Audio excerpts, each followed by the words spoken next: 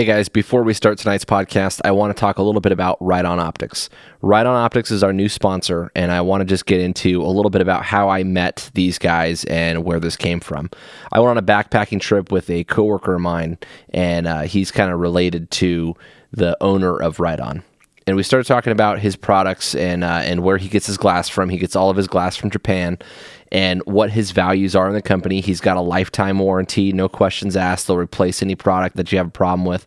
And I'm pretty convinced that these guys are the real deal, and they really want to climb their way to the top of the market and put out a good product.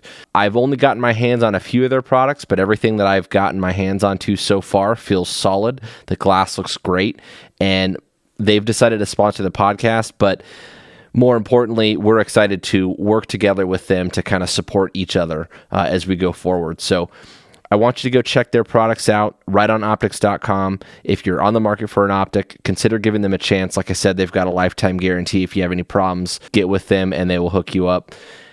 If you are military, law enforcement, public safety, veteran, anything like that, you get a pretty sweet discount from them. And if you're not, you can use the discount code TACTangents to get 15% off. Again, rightonoptics.com. We're excited to work with them, and we appreciate their support. So be sure to check them out. Enjoy tonight's show.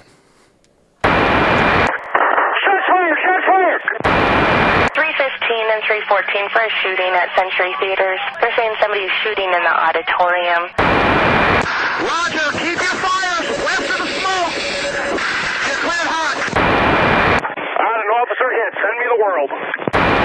Don't go over that fence. Don't go over that fence. Grab the shotgun again. Welcome to Tactical Tangents.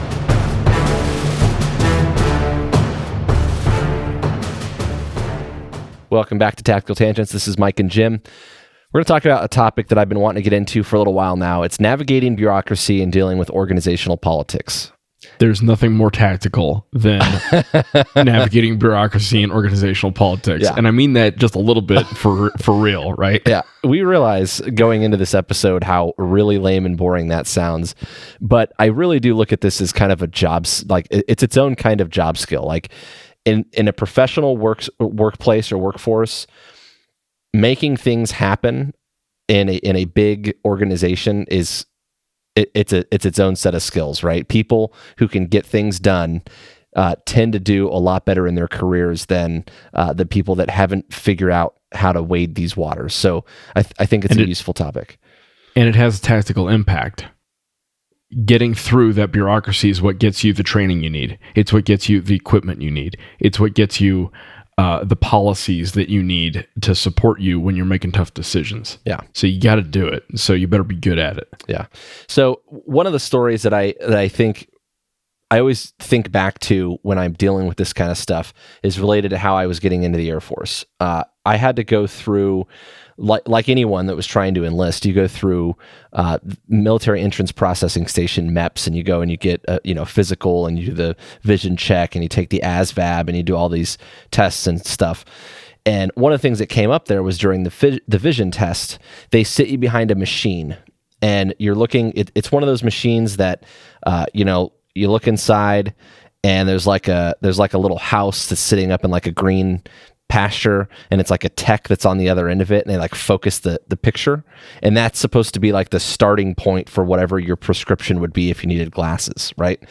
And it's not a doctor that's on the other end of that thing. It's a tech, and that machine at the end of it spits out what your approximate prescription would be and what your corrected vision would be, right? And so to get the contract that I wanted to get, I had to be correctable to 20/20. And the machine graded me at 20/25 plus, which is like I can read some letters on the 20/20 line, but not quite all of them. Bless its heart. Yeah. And so I go, okay, well, that's cute. Like maybe a doctor can dial that prescription in a little bit more than like the machine's like auto function does, right? And so they initially said that I didn't qualify. I went to an eye doctor and I said, "Hey doc, this is the prescription this machine printed out, and I'm trying to see if we can tweak it and I can get to 20/20." And so we did, and he got me to 20/20. He gave me a set of glasses. I went back to the recruiter and I'm like, "Hey, I want to go back. I got some glasses now. and I want to try to take the test again and get my 20/20. And they're like, yeah, we don't do that. I'm like, what do you mean? And they refused to test me on it. And to be clear, I'm not saying that I wanted them to take the doctor's word for it. I wanted the chance to take the test again, right? The other thing that came up was they do a depth perception test. And I had come across a policy memo somewhere along, I think I was in like an internet forum, and it was a change that had happened a few years prior, something like that discussed whether or not depth perception was required and to what level, because there's different tests for it. And so that was another test that I failed their version of it, but their version of it wasn't required. And they were like, no, we can't give you that contract because you didn't pass this test. I'm like, I don't need the test because I've got this form that says it's not required. And so it was a little bit of a battle to try to get my way into the Air Force based on a stupid rule and some egos and some people that just didn't want to bring me back down there and take the test again. And I don't know what the reasons were, but essentially the solution ended up being that I had to call in a favor with a friend. He was able to get a hold of some high-ranking dude in the Air Force, and we made it happen, essentially is what happened. The other example I have related to this is something a little bit more recent that I've dealt with at work. At one point, we got a new radio system, and they had a couple of features enabled on the radios that were kind of dumb. And specifically for the unit that I work in, the K9 unit, I go across the city, so among different patrol divisions. So what I need is the ability to scan my radio, and while I'm scanning, what was happening is the numbers that were showing up, an identifier that showed up on the screen, was something completely useless to me. It was a 7-digit code that was assigned to each radio rather than telling me what channel or division the person was talking on. So we took some of our radios to the radio shop, and they were able to fix it for us. It took them like 2 minutes. When we started sending other people down to go get theirs done, somewhere along the road, someone got caught up in it and said, no, hold on. We can't be doing that. We can't be changing people's radios. And we're like, what do you mean? Like, we've already changed some of them. It took like 2 minutes. You guys have the computer, you have the software, you have the knowledge. It's not hurting anything, and it's helping us do our job better. In fact, it's an officer safety issue if someone needs help. And again, another bureaucratic battle trying to get these changes made because they wanted to go through some office at the county or something. That shouldn't be a big process. That shouldn't be a meeting. That's an email, right? It's an email or a phone call that says, hey, can we change these for these guys so that they can do their jobs better? Clearly, that was too much to ask. And that's kind of what we want to get into with today's talk. So what's the first thing? The first thing is you have to challenge some of those assumptions. And we've used that analogy a bunch of times. We've talked about challenging assumptions. But asking yourself, why can't something be done, I think is a big part of this. For example, in my story about going back to take the vision test, no one could give me a really good answer as to why I couldn't go back and retake the test, just that someone told them no. And like, when you want to just be like, okay, can we get, whose decision is it? Can I get that person on the phone and ask them to hook me up, right? I think there's a big difference between people who are making rules kind of by the, on the fly because they're worried about pissing off their boss than because it's not the right thing to do or because there's a rule that prohibits it, right? And sometimes there's a good reason behind those rules. I mean, maybe, that one office wasn't getting funding and needed to push this one issue to get funding to do the radios thing, right? So sometimes there's an underlying story, and you just have to get to it. Right. You got to figure out what it is they need to get the job done for you. Yeah, and that brings me to my next point, which is you have to do your homework.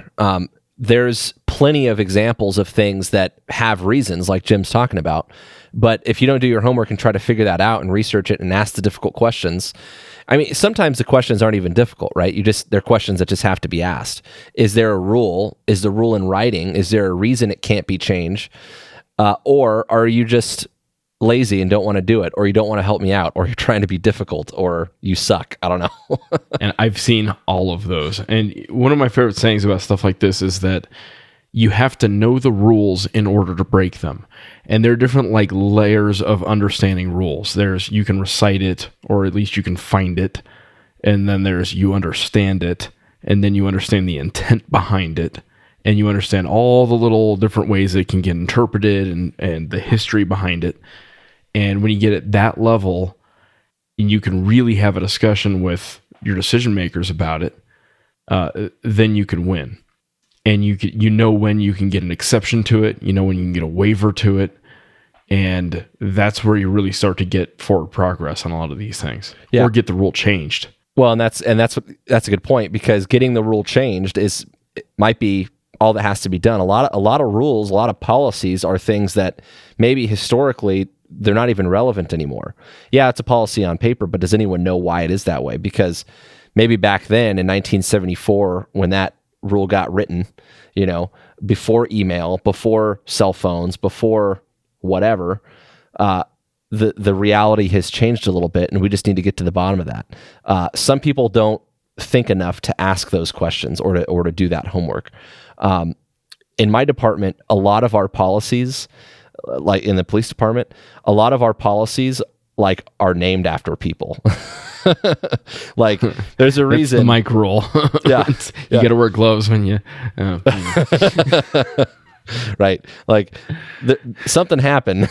There's a reason you wouldn't think some of those things would have to be rules, but there's a reason they are. It's the night shift memorial rule. I know there's one of the recent controversies going on right now is related to this whole immigration thing, separating adults and juveniles, right? Parents from their kids. And we're not going to deep dive that, but consider that part of the reason that has come up is because there's case law, like a Supreme Court ruling that says that adults and juveniles have to be segregated. Now, someone needs to be smart enough. Please, God, tell me that someone out there is smart enough to say, okay, this is not really what they meant when they were grabbing a family coming over the border versus, just arresting random juveniles and random adults and not putting them in the same, jail pen. But part of that case law, part of that rule is something that no one's going to take any chances with breaking, right? You don't want to be caught, messing with Supreme Court rulings. All right. So what else? As far as doing your homework, I would kick in understanding your operational environment. You have to understand up, down, left, right. You have to understand the history, the decision makers. In the military, for example, we have lots of rule books, and each one of those rule books is written and signed by somebody different.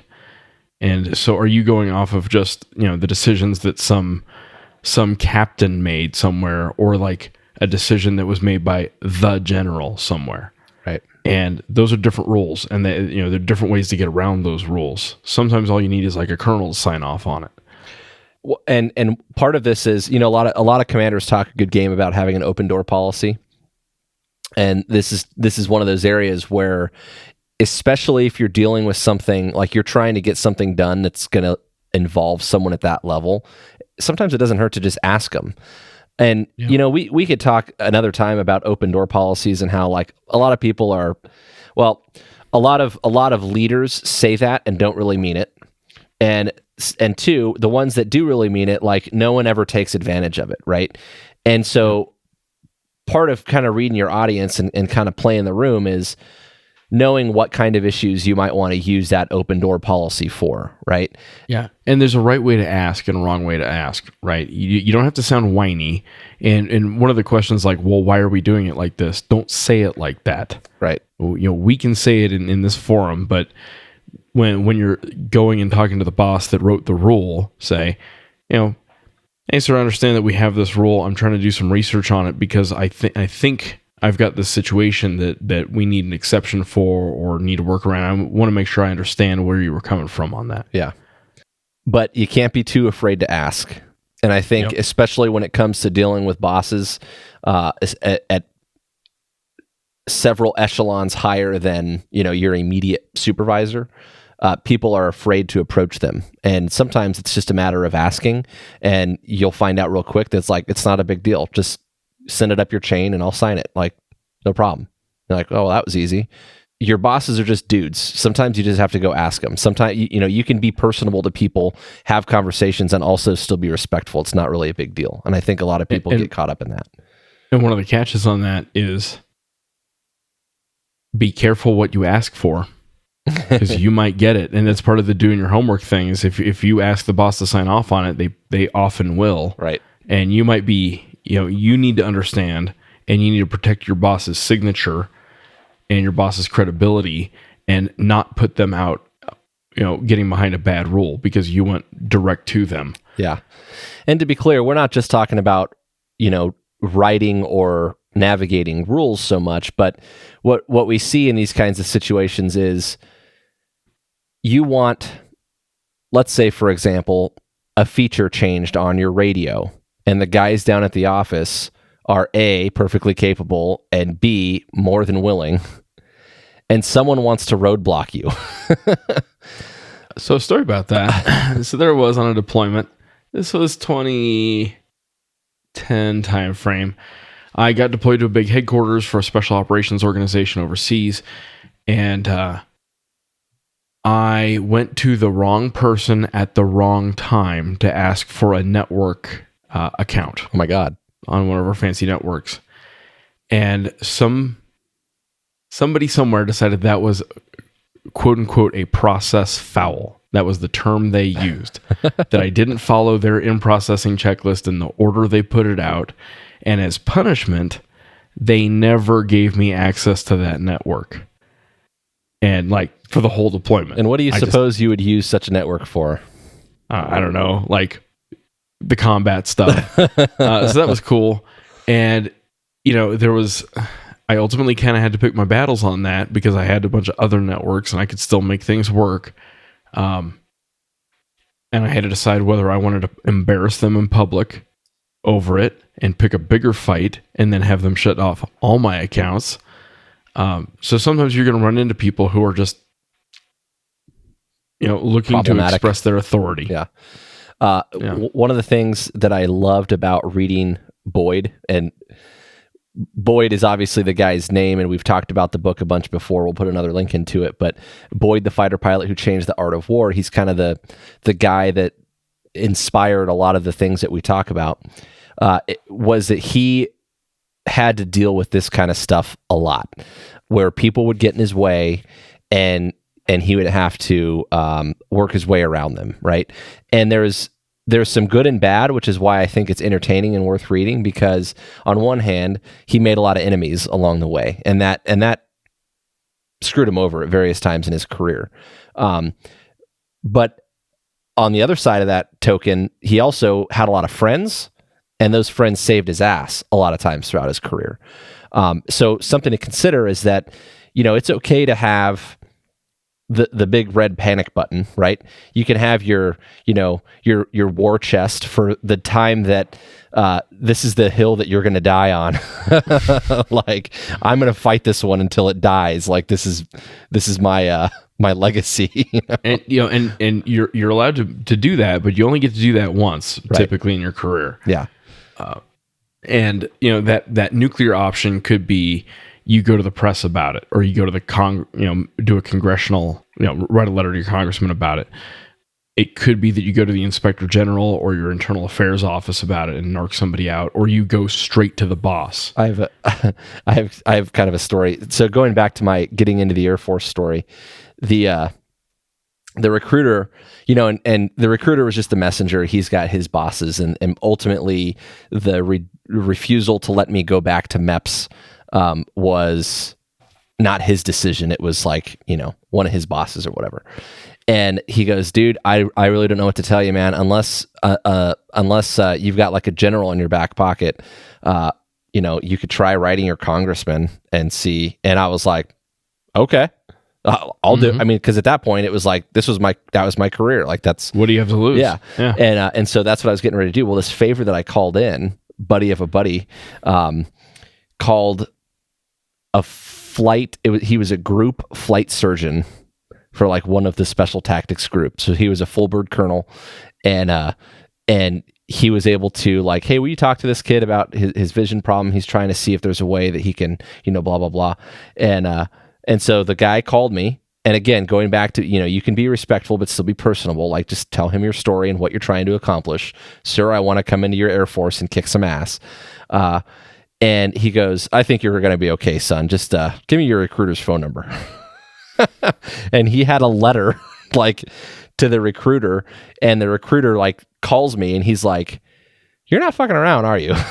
So that just happened. Yeah. And I go, well, he asked if I had a general in my back pocket. I asked him if a colonel worked. But the point is, you get a lot farther by making friends than enemies. And it's okay to have the go to war plan. And you may even have to use it, but obviously, you need to know going into it that having friends is going to get you a lot farther, right? So how do you do that? One thing to consider about making friends in any workforce is that everyone has something to bring to the table. Even like the weird guy, the weird guy might have sweet computer hacking skills, and maybe everyone you meet is a potential resource. Yeah. Everyone you meet is a potential resource and a potential ally. Yep. And I think I've always tried, and at various times, I've gotten grumpy about the guy that, someone might do something stupid and I get all pissed off or whatever. But for the most part, I try to hold people in positive regard unconditionally. Always think of the person in the most positive light that you can. Because usually they have good intentions. And if you remember that they have something to bring to the table, that's a resource that you're going to be able to tap, right? The other thing is a lot of those friends, a lot of those weird guys that you don't really like, but you end up being nice to them, they might be your boss someday. They're going to promote. And when they do that, because let's face it, bureaucracy and organizational politics doesn't always pick the best candidates, right? A lot of leadership in these big bureaucratic organizations, they don't promote people who are the most skilled. They promote people who are less likely to threaten their position, right? So something to consider, that D-bag in the corner that no one likes is probably going to be a commander or something at some point. And that's how I made my rank.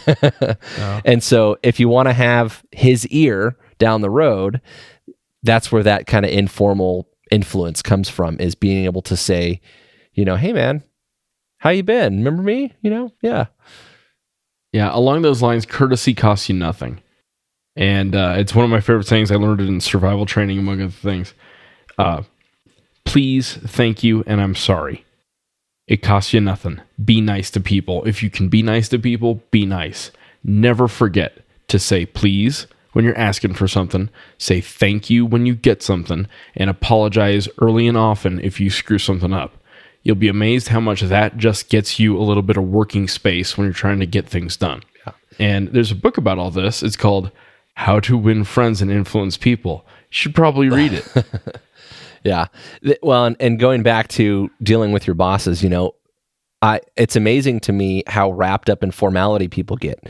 I remember when I was young in my career, and it's happened at various other times, but at one time in particular, when I was still pretty new, we had like an assistant chief or something like that come to our briefing, and he was like, do you guys have any questions for me? And there was something at the time we were dealing with like layoffs and furloughs and, things where there's a lot of things that were not looking great in our local economy. And this was in 2008 when I first got hired. So right at the tail end of the recession. And I just would ask him stuff, and they're like, man, I can't believe you just like talk to the assistant chief like he's like your bro. Like that was the joke afterwards. Like, oh, you guys are just homies, huh? You guys are just cool. And it's like, he asked if we had questions. I'm just asking him a question.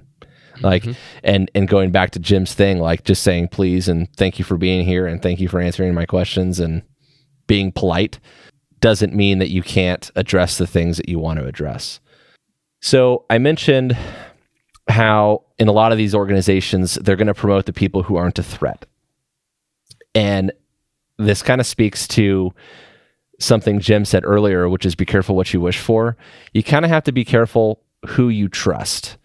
And what I mean by that is not that you should keep secrets so much as consider the way that your agenda or your project or your whatever it is that you're trying to accomplish in your organization might get flipped around and look like something different, right? Like if you're proposing to do some kind of training, what are the negative things about that training that someone's going to try to be able to roadblock you with down the road, right? Part of the best way to deal with that is to just stay above reproach. Like, understand going into it that people are going to play the telephone game, and that story is going to get distorted at every level. So go out of your way to do the right thing the right way. Try to follow the process and be seen trying to follow the process. Yeah. And so as an example to that, like if your boss, your immediate supervisor is obstructing you in some way, and you're going to take that to the next level in the chain of command, maybe try to approach that in a way that makes clear that you're going to do that, rather than like going completely, behind his back on it. Like maybe you can ask your boss, like, hey, is there a reason that, would the guy at the next level, would the lieutenant or the whoever his boss is, like, be able to explain why we couldn't pull this off, or what the issue is, right? If you make it clear that you're kind of conveying that intent without just going behind his back, you're a lot less likely to run into trouble. And this goes back to kind of that nuclear option thing that Mike and I were talking about, of before you run to the inspector general, before you run to the internal affairs office, before you run to Congress, try to handle it at the lowest level, right? If there's an immediate supervisor who's standing in the way, go talk to the immediate supervisor. Man up, woman up, cowgirl up, whatever it is you got to do, and go interact with them face to face. And along these lines, you have to balance this, be careful who you trust. You have to balance that with the need to plan in the open and involve people. And you have to tell people what you're trying to do. One of the reasons that I've been successful to the extent I've been successful is that people always understood what I was trying to get done. And learning how to communicate that is an art. It's a science of, when I was a kid, all I ever wanted to do was go to the Air Force Academy. And everybody knew that. And the fact that everyone knew that kind of simplified me getting to it. When I'm deployed, all I'm trying to do is deliver combat air power. And when I go talk to my maintainers, they know and they can see it in my eyes. That's all I'm trying to do. And that's part of that above reproach thing. I'm not trying to screw anyone over. I'm trying to get a job done. Or be sneaky. You're not trying to be sneaky. You're just trying to, exactly, focus on a mission. And that's the thing about, you'll trust people to tell them how you really feel sometimes, and that will backfire on you real quick. So being above reproach and being focused on that mission and knowing that everyone is playing the telephone game, if you just made a stop at every one of those telephone receivers and just said what you're all about, you're going to avoid a lot of problems. So one thing to keep in mind, and we talked a little bit about this when we did our leadership and influence podcast, understand that there is going to be some resistance to change. Some people are stuck in their ways. Some people are risk averse or loss averse. It's easier to gain something new than to lose something that you already have. That's behavioral economics. That's just how human brains are wired.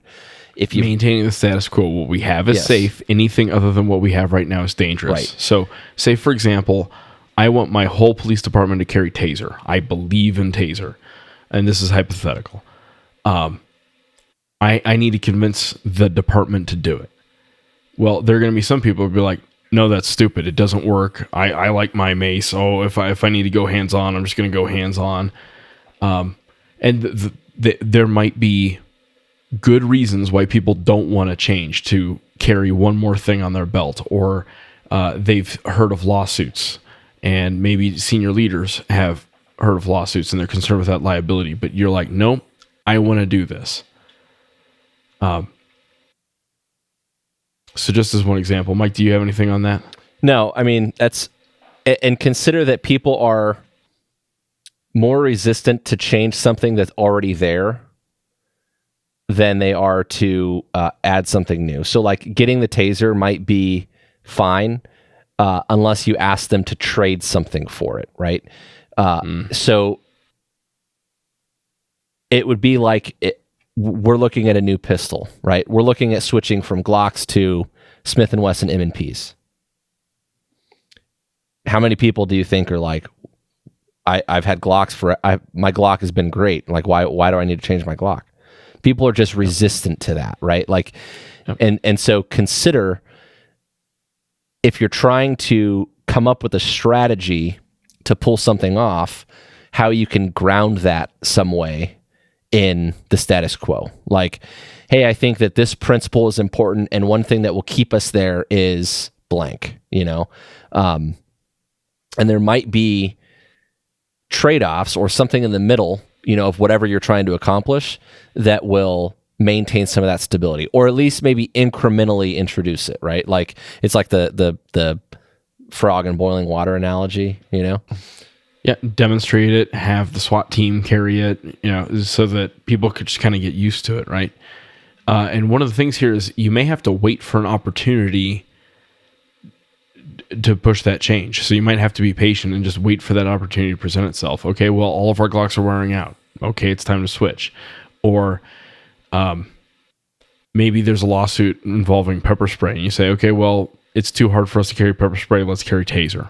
And again, that's just a hypothetical. I'm not pushing taser. I'm just saying that, if you're looking for a change, that's one. When I first became a medic on SWAT, I had this theory, and we talked about this a little bit when we had an interview with Dr. Tang.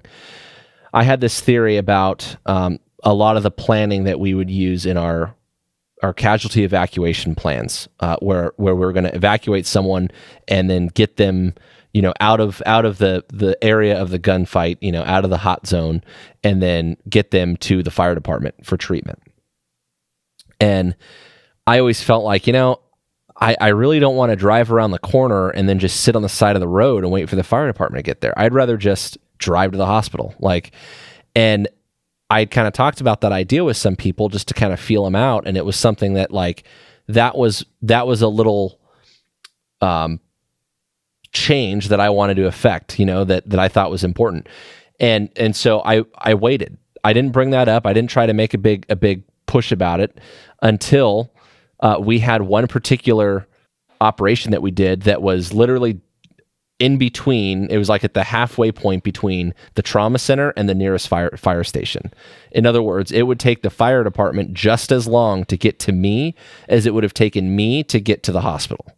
And it was on that op during the briefing that I raised my hand and was like, hey, no. We're a quarter of a mile from the trauma center. Like, if I put someone in the car, we're not stopping until we're in front of an ER doc, Yep. And so that's, sometimes you got to be patient and you got to play that out and understand that everyone has an agenda. Like, that was something on my agenda. And again, we go back to being above reproach. Like, what was my mission there? It was to save whoever's life that we were trying to help. It was for the right reasons. Everyone has an agenda. You just need to figure out what it is. And if you stay above reproach, then that agenda is going to be something that most likely people are going to support. And sometimes part of being effective is to gain, quiet little bits of support and kind of collect those in the corner until you have that opportunity. Yeah. And along those lines, you have to be persistent. Don't take no for an answer. Do listen when people tell you no. Listen to why they're telling you no. But if you really believe in it, and if you're willing to fight for it, you have to keep doing it. And one thing that I kind of wanted to mention up front is that we're talking about two different types of dealing with bureaucracy. There's like the daily grind bureaucracy. I'm just trying to get things done. And then there's the big, I'm trying to drive a change in my bureaucracy thing. And one of the lessons that I've learned in terms of that daily grind stuff is anytime I need something done, the first thing I do is I send an email to let people start thinking about what it is I need them to do. And then I call them, and then I go face to face with them. And it's funny that, there are a lot of people out there, especially in big agencies, organizations, the military, who kind of live to say no. It's a personality. It attracts that personality. Mm-hmm. And it's easy to say no to an email. It's a little bit harder to say no to a phone call. It's a lot harder to say no when you're in choking range. That is what I have learned is when you're in choking distance. And, I don't mean to physically threaten people. However, they okay to have a react war differently chest. when but they react differently when they can see your eyes. Right. And they react differently when they realize you're not going to stop bugging them until you get what you need. Yeah. And some of this is just elementary communication stuff. Like, think of how much you lose by sending a text message or an email. You literally, what you do is you give them time to think about it. And I know that sounds kind of like manipulative. I call it effective. But like, Yep. if you're on the phone with them and you're like, hey, can I do this? They're like, shit. Yeah. I guess I have to answer. It depends on what you're shooting for, right? In my world, I want them to put it in writing. If they say no to me, I want them to write it down. And I want them to justify themselves, because that email's about to go viral. It's going to go viral through leadership, right? Because if I have to elevate it, and that's part of my job, is to push stuff up to my colonels and my generals and stuff. I want their side of the story embedded in the email trail. Yeah. And I guess my spin on that would be, you call them, you put their words in the email and CC them on it. Yeah. So this is what you told me. Yeah. I just, I'm following up on that email. So I'm all for that too. Yeah. So this is one of those things that I think we can go on all day about. And I know that it's kind of, academic's not really the word. It's kind of scholastic. It's kind of boring, I guess. I don't know. I don't know how else to say it, but I think it's something that, it's definitely something that if I was talking to a lot of new guys at my department, that I would want them to think about. Challenge those assumptions. Why are things the way they are? Think about how to deal with people who are just obstructions. You're going to meet people in your career who are, like Jim said, that they live to just tell people no. And I think it's important to identify those people and tell them to go F themselves and work around them, because they're obstructions. And consider that, granted, my Air Force career ultimately didn't pan out as I hoped, but consider that I would have never even gotten in if I wasn't persistent, if I didn't challenge those assumptions, if I didn't think to myself, I get that this is their decision, but it's dumb and it doesn't make any sense. And until I get a better answer, and make them tell you no. Right. I've mentored a lot of young people who wanted to go into the Air Force, or specifically the officer programs. And it's amazing how quick they are to be like, well, I don't think that I can go because I don't have 20/20 vision. And I'm like, well, first off, you can. I don't have 20/20 vision. I fly airplanes. And second, make them tell you no. Yeah. Don't take yourself out of the running when you're doing this stuff. For me, a lot of this topic is fundamental leadership. It's influencing and directing people in a way which will get your job done. Yeah. Right. To Jim's example, I remember prior to getting the Air Force, and then when I was fighting my medical to try to get back in, I was reading the regs. I mean, how many people ever go online and pull the regs, and read it? I mean, is it actually written down like, yes, you can, or no, you can't? Because that frames a lot of your argument. If you're trying to navigate something, knowing what the rules actually are helps. So remember to do your homework. Yep. Don't be afraid to ask. You can have a war chest, but remember, you're always better off if you make friends. And remember that people are always going to be resistant to change. And so you're always going to have to be, active in trying to change things, rather than passive, right? Yep. So I have 2 homework assignments for you off of this podcast, because everyone likes homework off their podcast. One we is go the extra mile. is go find the book and read it, How to Win Friends and Influence People. It can only help you. And the other is, there's a movie called The Pentagon Wars. It's got Carrie Elwes, the guy from Princess Bride, and Kelsey Grammer, and it's about the testing of the Bradley fighting vehicle. And it's the classic, like, how you fight the Pentagon bureaucracy. And if you can fight the Pentagon bureaucracy, you can fight any of them. Yeah. And again, I go back to Boyd. Read Boyd. Well, the guy who wrote the Pentagon Wars was one of Boyd's boys. Yeah. Right. He was one of the acolytes. Right. So it's all related. But the book, and specifically the way that the biography is written about Boyd, it describes the things in his career, both the good and the bad, the things that he was effective at getting done, and the people he pissed off along the way and the ways that it hurt him. And it's also entertaining. Like there's a story in there about how he burned a hole with a cigar and like a general's tie. Yeah. Well, here's a lesson about that.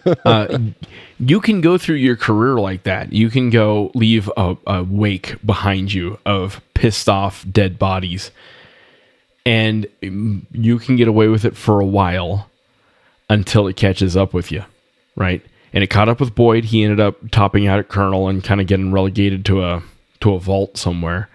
I had a colonel. He was not my favorite boss, but I respected him, and I appreciate how freaking smart the guy was, who left just mangled bodies in his wake right up until the inspector general caught up with him, and he was escorted off the premises. So, Well, see you later. You have to be careful about hitting that nuclear button and crushing somebody's career because they got in your way. You have to apply some judgment and common sense, and you have to think about using it, effectively interacting with allies. Yep. That's all I got. America. So remember, you get new episodes on the 1st and the 15th. We started a email bulletin called Fast Transients. It's about 500 words. They're nice and short. They go out once a week. Check those out for tactical insight.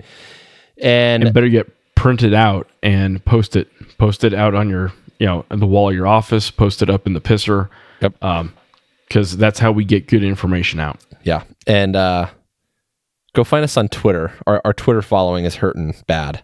Find us on Facebook too if you haven't, and Instagram. We have an Instagram now, but Twitter is hurting. I haven't cracked that nut yet. So, all right, that's all I got. Good talk. Cheers.